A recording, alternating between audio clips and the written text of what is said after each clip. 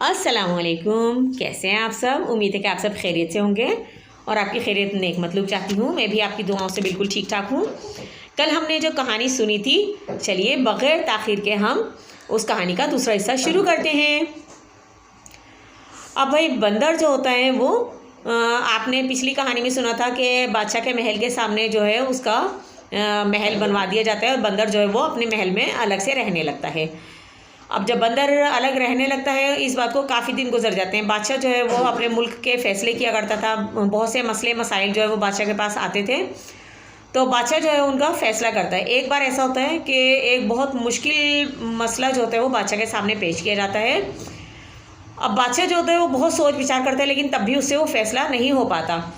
बंदर भी दरबार में बादशाह के पास बैठा था। वो फ़ौरन कॉपी पर लिख कर बताता है कि बादशाह सलामत, इस मसले का ये हल है। अब बादशाह तो जो होता है वो बहुत खुश हो जाता है और उस मसले का बखूबी हल निकल आता है। अब इस तरह ये होता है कि बादशाह जो होता है वो अपने महल में अपने बराबर में बंदर को ख़ास तौर पर अहमियत देता है। उसके लिए कुर्सी लगवाई जाती है और बंदर जो होता है वो बड़े शाहाना अंदाज में वज़ीर के साथ बैठता है।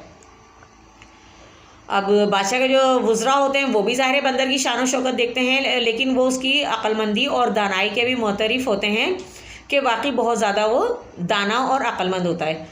और इस तरह ये होता है कि बादशाह को मुल्की मसाइल जो दरपेश होते हैं उनके फ़ैसले करने में भी आसानी हो जाती है। वक्त इसी तरह गुजरता रहता है। एक बार क्या होता है कि बंदर अपने महल की जानिब जा रहा होता है। इधर देखें कि अल्लाह की कुदरत के शहज़ादी जो होती है वो अपनी सहेलियों के साथ जा रही होती है। अपने महल से निकलकर सैर का इरादा करती है। रास्ते में उसकी मुलाकात जो है उस बंदर से होती है। अब शहज़ादी जो है वो बड़ी दिलचस्पी से बंदर को देख रही होती है, तो उसकी सहेलियाँ बताती हैं कि शहज़ादी ये वही बंदर है। कहती है हाँ, हमने अब्बा जान से इसकी बहुत तारीफ़ें सुनी हैं और मतलब जैसे हमें इससे मिलने का, इसको देखने का बहुत ज़्यादा इश्तियाक था। और लेकिन अम्मी हुजूर ने जो है वो बहुत ज़्यादा मुखालफत की थी इसकी कि मतलब इसको महल में नहीं रखा जाए और ना इसके लिए दूसरा महल बनवाया जाए। लेकिन अब्बा जान जो है वो इससे बहुत ज़्यादा मुतासिर हैं, इसकी काबिलियत से। तो वो कहती है कि मतलब जैसे भाई हमें तो फ़िलहाल इसमें कोई ऐसी बात नज़र नहीं आ रही। तो ये कहकर शहज़ादी जो है वो अपनी सहेलियों के साथ आगे बढ़ जाती है। अब बंदर जो होता है वो बिल्कुल दम बखुद एकदम हैरान परेशान सा बस शहज़ादी को देखता ही चला जाता है। जब शहज़ादी अपनी सहेलियों के साथ आगे बढ़ जाती है तो अचानक बंदर को होश आता है। अब उस दिन के बाद से ये होता है कि शहज़ादी जब भी आईना देखती है तो उसको ऐसा लगता है कि जैसे वो बंदर उसे देख रहा है। अब शहज़ादी जो होती है वो अचानक डर जाती है कि ये क्या, कि मैं तो आईने में अपने आप को देख रही थी और अचानक ये बंदर कहाँ से आ गया। अब शहज़ादी जो होती है वो शुरू में तो बहुत डरती है कि मतलब जैसे अचानक जो है वो जब वो आईना देखती है तो उसको अपने कमरे में बंदर की मौजूदगी का एहसास होता है। शुरू में शहज़ादी बहुत डरती है, घबराती है, लेकिन फिर वो आहिस्ता आहिस्ता उसकी आदी हो जाती है, क्योंकि वो बंदर उसको ना कुछ कहता है ना कोई नुकसान पहुँचाता है, सिर्फ उसको थोड़ी सी देर देखता है और फिर चला जाता है। ये सिलसिला इसी तरह चलता रहता है। एक बार ऐसा होता है कि बादशाह के वज़ीर जो होते हैं वो बादशाह को कहते हैं कि बादशाह सलामत, इंसान की ज़िंदगी का कोई भरोसा नहीं होता और ऐसा है कि आप अपनी ज़िंदगी में ही शहज़ादी की शादी कर दें। अब बादशाह सलामत जो होते हैं वो दूर दूर तक ऐलान करा देते हैं अपने मुल्क में कि शहज़ादी के लिए कोई मतलब से शहज़ादा जो हमारे मयार पर पूरा उतरता हो वो मतलब से हम देखेंगे, और जो हमारे मयार पर पूरा उतरेगा हम उसे शहज़ादी की शादी कर देंगे। अब भाई बहुत से दूर दराज ममालिक से शहज़ादी को देखने के लिए, उससे शादी करने के ख्वाहिशमंद जो हैं वो शहज़ादे आते हैं। मुल्क के अमीरों और वज़ीरों के भी लड़के आते हैं।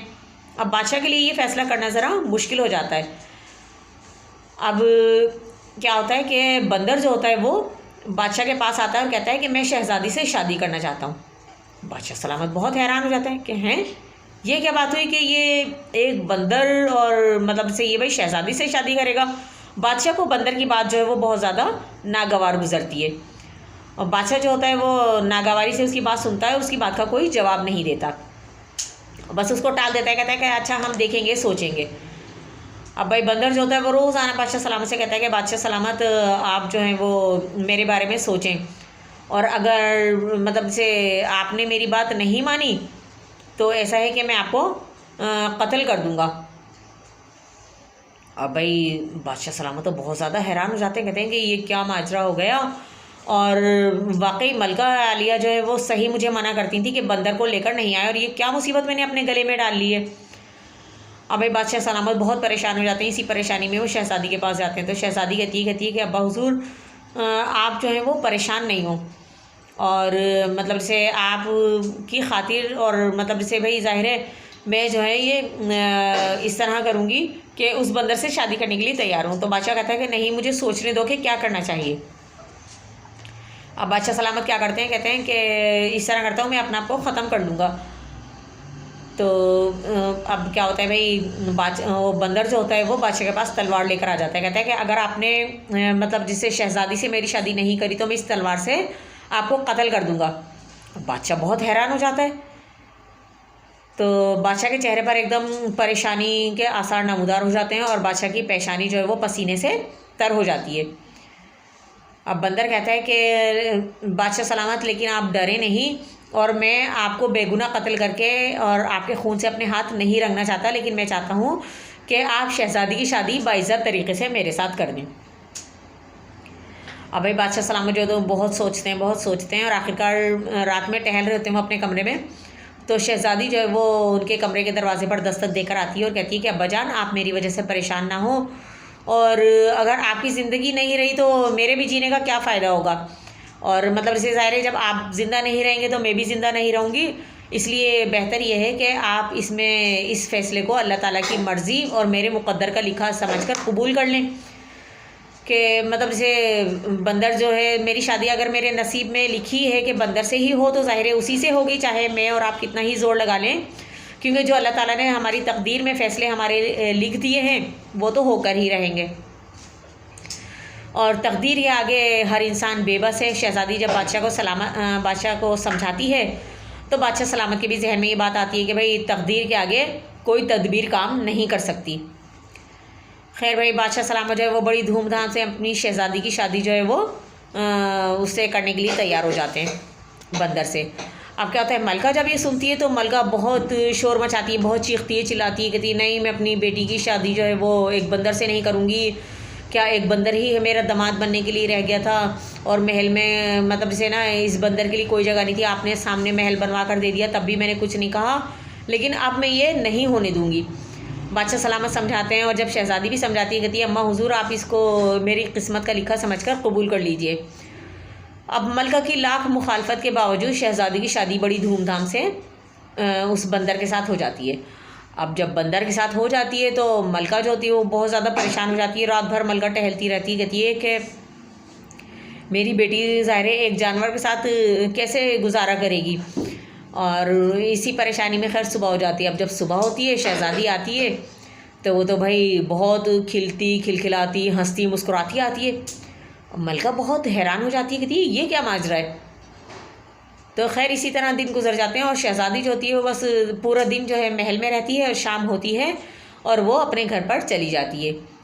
अब मलका को बहुत तजस्सुस होता है, कहती है कि ना शहज़ादी कोई शिकायत करती है ना कुछ, और बल्कि शहज़ादी जो है वो दिन ब दिन निखरती चली जा रही है, और उसकी खूबसूरती में भी इजाफा हो रहा है, और वो बहुत खुश है।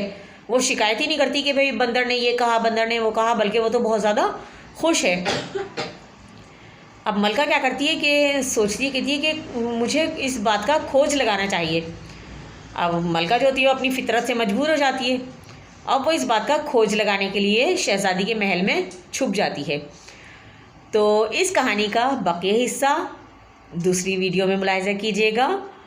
तब तक के लिए अल्लाह हाफ़िज़।